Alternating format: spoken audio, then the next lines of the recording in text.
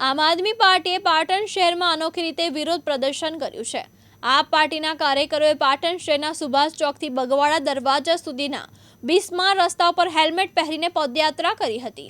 કાર્યકરોએ સંદેશ આપ્યો કે પાટણ શહેરના રસ્તાની સ્થિતિ એટલી ખરાબ છે કે નાગરિકોને ચાલવા માટે પણ હેલ્મેટની જરૂર પડે છે।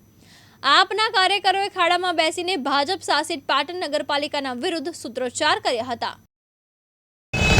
આજરોજ આમ આદમી પાર્ટી દ્વારા પાટણ શહેરના સુભાષ ચોકથી બગવાડાનો જે ખરાબ રસ્તો આખા પાટણ શહેરમાં બિસ્માર બન્યો છે, નગરપાલિકાના પાપે એજન્સીઓ દ્વારા ખોદકામ કરવામાં આવે છે, પણ નગરપાલિકા કોઈ પણ ધ્યાન આપતી નથી, એજન્સીઓ સાથે સમારકામ કરાવતી નથી।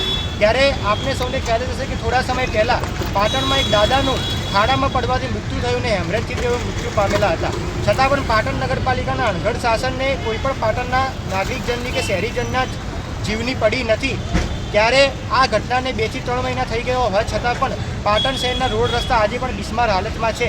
ત્યારે આજે આમ આદમી પાર્ટી દ્વારા પાટણ નગરપાલિકાના ઊંઘેલા આત્માને જગાડવા માટે અને પાટણ નગરપાલિકા શાસિત ભાજપની જે સરકાર છે એ કામ કરવાથી ભાગી રહી છે, તેને એક મેસેજ આપવા માટે કાર્યક્રમ ગોઠવવામાં આવ્યો હતો અને સુભાષ ચોકથી બગવાડા સુધી આમ આદમી પાર્ટીના સૌ કાર્યકર્તાઓએ આજે ભેગા મળી હેલ્મેટ પહેરી વિરોધ પ્રદર્શન નોંધાવ્યો કે ખરેખર આજે પાટણના રોડ રસ્તાની હાલત એવી થઈ ગઈ છે કે પાટણના રોડ રસ્તા પર ચાલવું પણ હોય તો પણ હવે હેલ્મેટ પહેરીને ચાલજો, એવી આમ આદમી પાર્ટી આપ સૌ પાટણ શહેરના નાગરિકજનોને બે હાથ જોડીને વિનંતી કરે છે। રોડ રસ્તાને લઈને આગામી શું કાર્યક્રમ રહેશે? બીજો કોઈ આગામી પાટણ શહેરના તમામ નાગરિકજનોને ભેગા કરીને જો નગરપાલિકામાં જવાનું થશે તો નગરપાલિકામાં પણ ઉગ્ર રજૂઆત કરીશું। જરૂર પડશે તો પાટણ નગરપાલિકાના પ્રમુખશ્રીને પણ આ હેલ્મેટ અમે ગિફ્ટ આપીશું, એટલી અમારી તૈયારી છે। શું નામ તમારું? સ્વયં સાલવી, આમ આદમી પાર્ટી। હાર્દિક સોલંકી સાથે ઉપેશ પંચાલ, દિવ્યાંગ ન્યૂઝ, પાટણ।